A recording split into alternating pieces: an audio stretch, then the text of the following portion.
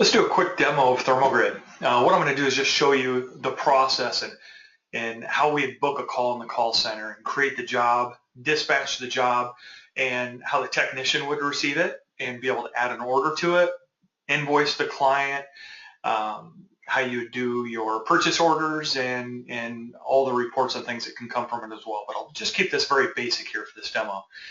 So first thing we do is if the phone is ringing, we got a client calling in, we're going to click My Calls. And we can add a new call to this. We can start typing in the client information, and as we do this, if there's any existing system or a client in the system that matches this, all of their addresses will pop up. And we can either select an existing client or we can create a new client. Once we select the client, it's going to pull it up on the map so we can see exactly where this job is going to be located. All the existing information is going to pop up, like the phone number and email address, maybe whether they rent, own, type of home.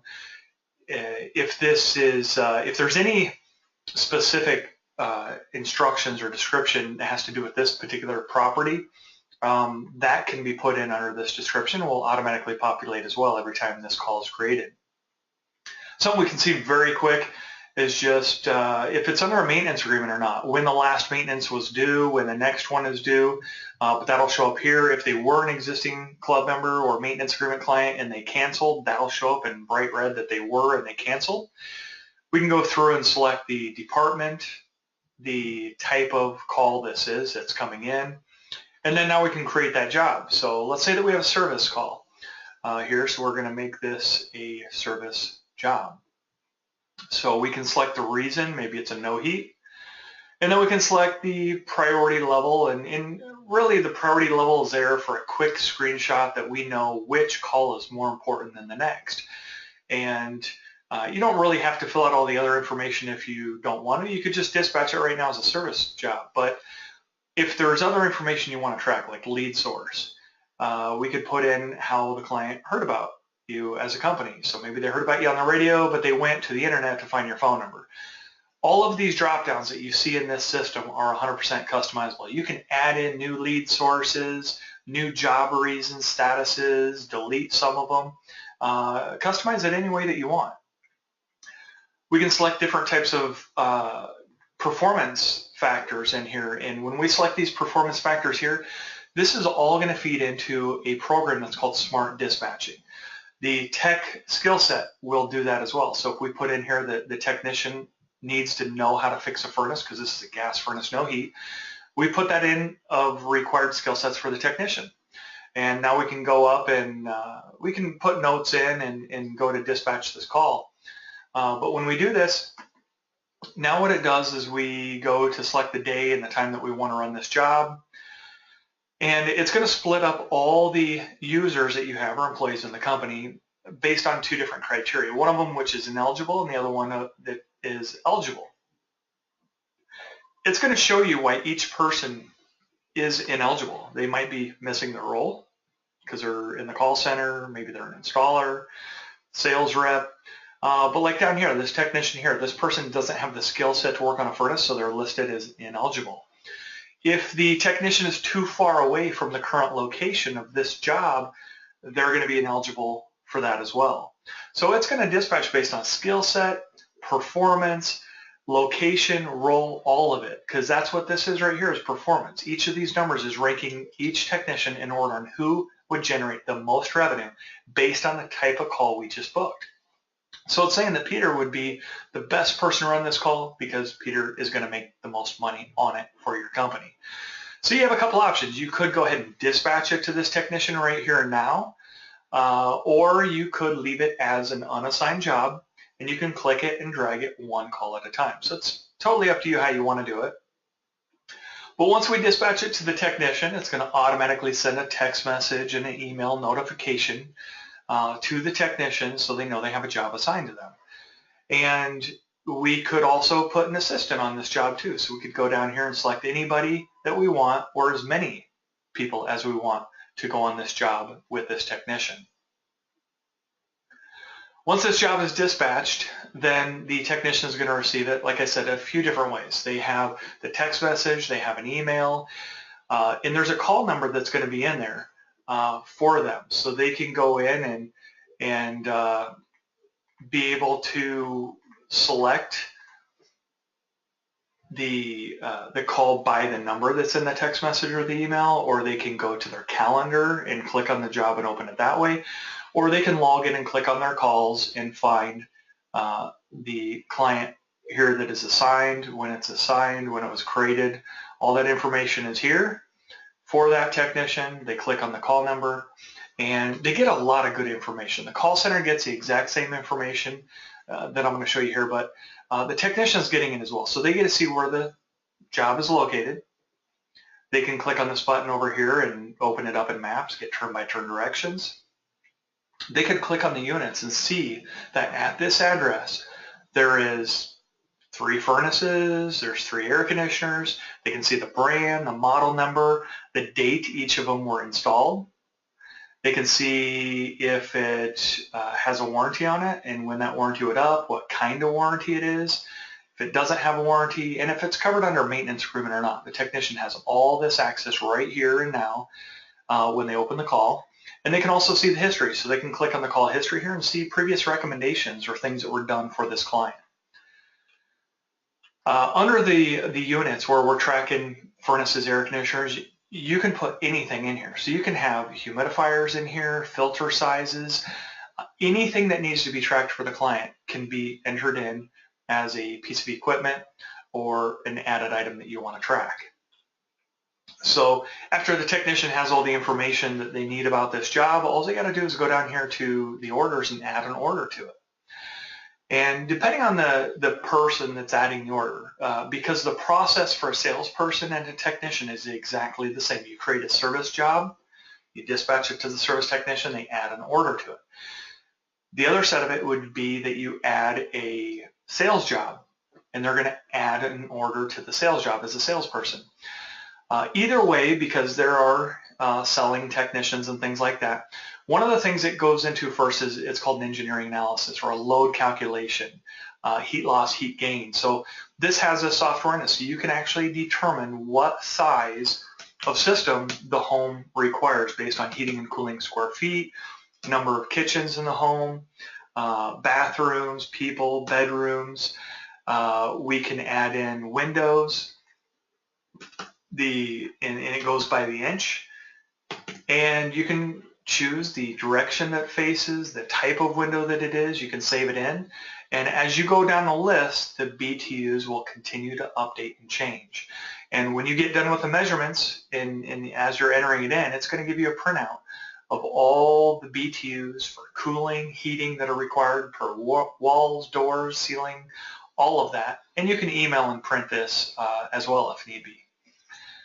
You can upload site photos, and salespeople do this so they can do before and after pictures of jobs. So we could enter in a picture of the air conditioner, let's say. We could enter in pictures of repairs as well. So a technician could take a picture of something that's going, bad in the system. Maybe the client's not home, but they want to be able to show this to the homeowner. So the homeowner would be able to click on this. We got a big open picture of what's going on. We got a lot of cobwebs inside the condenser cabinet, the electrical cabinet here. And we'd be able to write a caption about it. Maybe it's a fire hazard. And you can click this button right here if you want it to automatically attach to the client's invoice. If we leave it unchecked, it will not show on the client's invoice. It's going to automatically tag to the install task sheet, though, if this goes into an install. You can enter in as many pictures and as much of a caption as you want for each picture. And this is where we're going to price things out. So we would be able to add an item. And if this was for service, we can go into the service components. We could say maybe we want to add an igniter. And it's going to show you what's in stock. So it has automatic inventory control in it. So This helps prevent certain issues because there's a lot of different types of inventory control where you have to scan items in and out. And in theory, it sounds pretty good, but the problem is technicians forget to scan things, and then we don't track it. So what this does is if they're going to sell a repair like this igniter, and they select it off their truck, and they see exactly how many's on the truck, they see exactly how many's in the warehouse, once they add this component in to their ticket, and they actually get the client to authorize it and they submit it, it's going to remove it right off their truck inventory, and it will create an automatic standard stock or truck restock sheet. So a purchasing coordinator would know exactly how many components for each person are needing to be ordered, either daily, weekly, monthly, however often that you do it. But you can create as many options as you want for repairs. You can create new ones, rename them. All of these in the system here you can put in the company settings and rename them as well. But if this was a salesperson, we'd be able to go and do things very similar. We go in and add an air conditioner. We can select the brand, efficiency rating, and we can go into the tonnage of the system and we can add this in.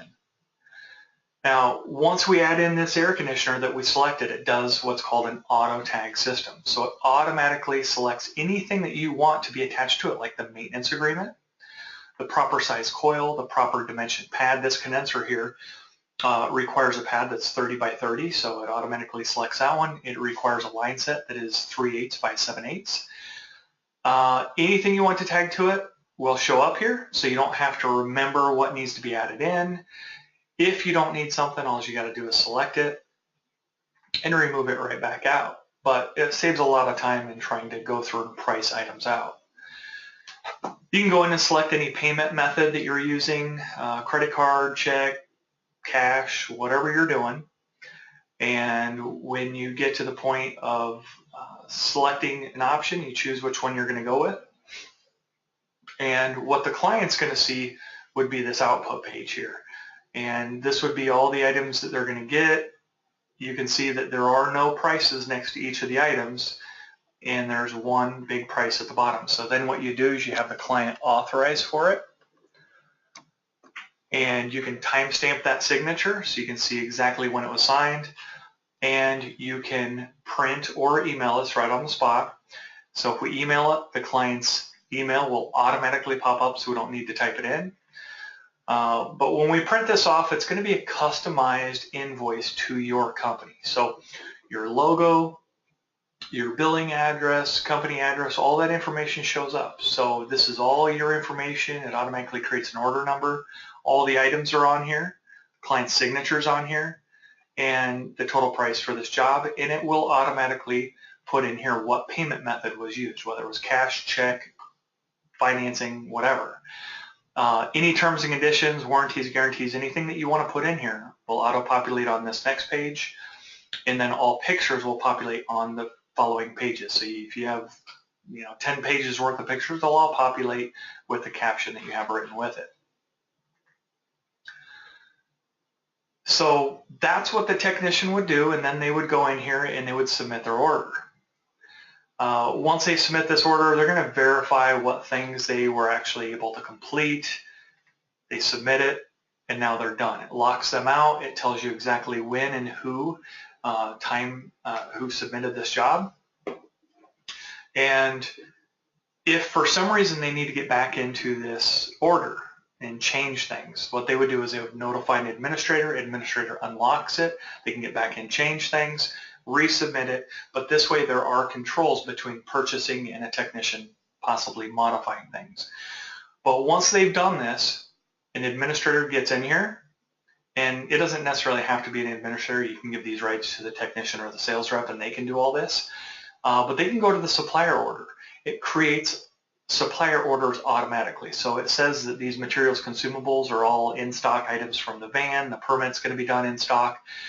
But it creates a supplier order. So it pulls up the description, the model number, the order number, the cost for each component, the total price, tax, however you do things is automatically set up. It's automatically ordered, and you can print and email this.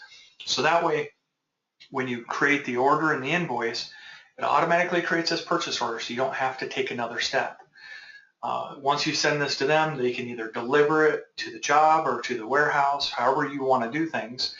And then when it comes time to do the install, we have an install task sheet here, and it tells the installer exactly what they're supposed to do by model number, how long each task should take, what they're getting paid, any extra tasks that need to be done. All pictures will automatically populate up here as well. And you can print and email this for a technician. And when you do this and send it to the technician, it turns this list into a checklist, so they can actually go through down the list and check each item off that they completed. So that's kind of the basics at how a job is done. You book the call, you create what kind of job it's going to be, you dispatch it, automatic notifications are sent out. There's automatic notifications that will be sent out for the client as well. And under administration, you can go in and control the template that you want to send to a client. So you can send out the company information, who's coming out. You can have technician pictures auto-populate as well to the notification, so they know who's coming out, what the person looks like. And those would be the basics of what the system would do. Now, you can also get in here and do different reporting. So each person can come in here, sales rep, technician, and they can see what their average ticket is, their closing ratio, dollars per lead. You can go in here and pull a report based on orders. So you can select a time frame and see all the orders that were submitted in this date range. You just click run, and it pulls up every job that you did by the client's name, address, the total ticket, commissions that were paid out, gross margin for each job, labor percentages, equipment, and then you can have a total at the bottom of everything and it'll show you jobs that are not paid versus paid. So it actually is a receivable report as well. So you can just do, right here we have all, and we could just say, I want to know all the clients that have not paid yet. And you can rerun the report. You can export this into Excel or start calling on these jobs to get everything collected. You can separate by department. You can separate by lead source if you want to know how much revenue is coming in based on each type of lead source. You can do that by putting that in. You can go off of who created the job if you want to see how well people are performing as well. You can pull a payroll report in here, so you can select the date range and see all the jobs that they completed, the total revenue, commissions, if they've been paid or not been paid. You can pull a report based on maintenance agreements. So we can pull a canceled report. We can pull all jobs and see jobs that are canceled, ones that are due, past due. You can print and email this report as well. You can do timesheets. So we could do a report based on this year, this week, last week, any sort of range that we want to use. And when we do that, it's going to show us the total hours, and it puts it into a table too, so you can see how many hours each person worked per day. You can pull reports based on the job, so you can enter a job number and see how many hours were on that job. The clock in, clock out feature is right up here, so what you do is when you clock in for the day, you click this one, then you would clock out for lunch, clock back in for lunch, and clock out at the end of the day. When you clock into a job, so let's say we clock in at the beginning of the day, we got dispatched on a job, we arrive at the job, now we clock in for the job. So we can really track how much time is being spent on jobs, each job, and just really the overall time and compare against jobs. We have a daily management report in here as well, so you can track your budgets and total revenue, so you can see how much revenue needs to be done per day to hit your budget, how many sales calls need to be ran each day, how many service calls need to be ran. You can see the performance per person, what their closing ratio is per salesperson, what their dollars per lead is, what their average ticket is per person, and what they're on track to hit for that month. You can do that with sales, service. You can look at their average ticket, and each person can have their own goal. So like technician 2 here, they're at 242, they're in the green, and that's because their goal is 225. You can put in here conversion ratio on generating leads. So this is a 30% conversion ratio for the team on generating replacement leads from the department. maintenance agreement, conversion ratio.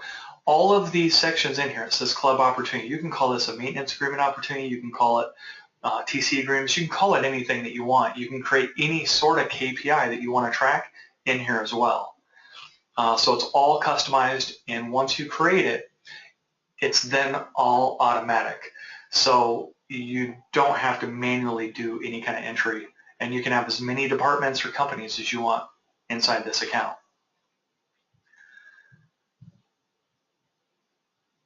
This does have, like I mentioned, the full price book in here. If for some reason price has changed and we weren't really ahead of the curve on this, we could go in here to the company settings and we could change our gross margins right here, and it can change everything in the catalog if we want it to.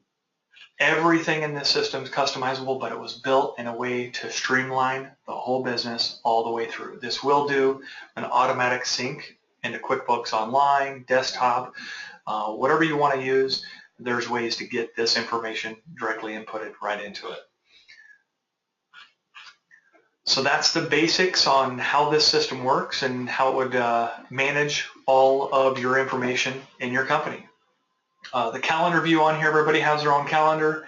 You can add events in here, such as training. When you add an event in, you can select anybody you want to be in it by their name, and when you update the event, it'll auto-populate on everybody's event. They can accept it, decline it. You can put custom dates in here. You can put as many alerts in here as you want. So you can send a message, email or text message or both at the time of event. You can do another one 10 minutes before. You can do another one 30 minutes before, a day before, a week before, whatever you want. It'll send out as many notifications as you want to remind somebody of something that they have coming up. It does have an on-call calendar as well, which is separate from the main calendar. So this way, anybody can log in at any time to see who is on call, and they can see exactly which person's on call when for each department if you want. You can have multiple people from a department in here, and that way people know who to contact for on call. So if you have any further questions, there are other videos below that kind of show you more of the how to do things within the system and how it works. But if you do have further questions, just give us a call and we'll help you out. We'll show you what it does.